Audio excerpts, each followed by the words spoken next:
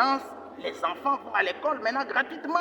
Vous avez vu des mamans dans nos maternités faisant les larrons de 2 mois, 3 mois, sans payer. Et ces différentes mères accouchées étaient retenues eu égard à la fossette, à l'échancrure, au trou, à la faiblesse financière. Et maintenant, avec la gratuité de l'accouchement, vous sentez qu'il y a quelque chose d'étoileux qui fait les larrons au plein cœur de la République. Les infrastructures, maintenant, les programmes de 145 territoires. Depuis que nous, on est nés, on a vu des bureaux administratifs à la bassesse, à la cramoisie. Mais maintenant, là, avec le programme de 145 territoires, chez nous, par exemple, au Kouilou, vous avez 5 bureaux administratifs en pleine construction. Au Kouilou, vous avez 45 écoles déjà bouclées de par la construction. Vous avez 30 centres de santé, etc. Donc, c'est quelque chose d'additif. C'est un addendum qui arrive au cœur des activités de la République. Donc, il ne faut pas seulement se faire intégralement opposant. Non, il y a nécessité aussi d'encourager l'action bienfaitrice, salvatrice, qui arrive par l'épouvantail du président de la République et tous ses collatéraux.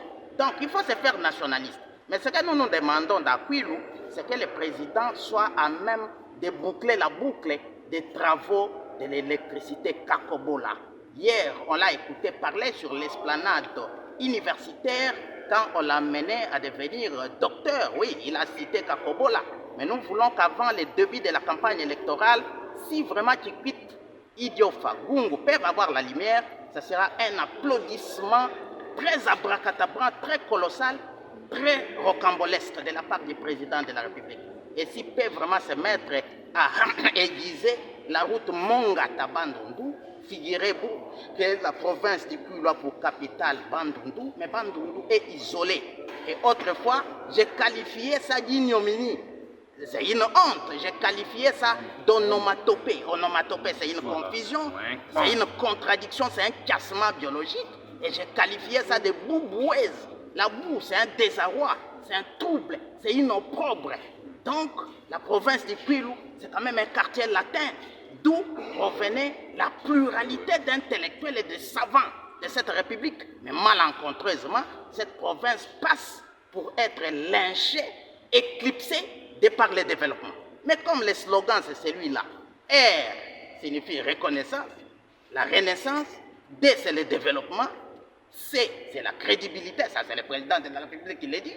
Nous voulons que ces développements prennent des tentacules. Parce qu'à un certain moment on parlait de la formule de péréquation. Les diamants de Haut-Katanga doivent aussi appartenir à toutes les autres provinces. L'or des autres provinces, là on parle de Lualaba, Tanganyika. Mais toute cette richesse minérale doit faire pratiquement une synergie, une tamponnade au regard de toutes les provinces. Mais pourquoi l'isolement? Mais pourquoi l'égocentrisme? Pourquoi l'égoïsme en termes de minerais? Parce que nous, au Kouilou, par exemple, on n'a que des produits agricoles. Ça ne suffit pas.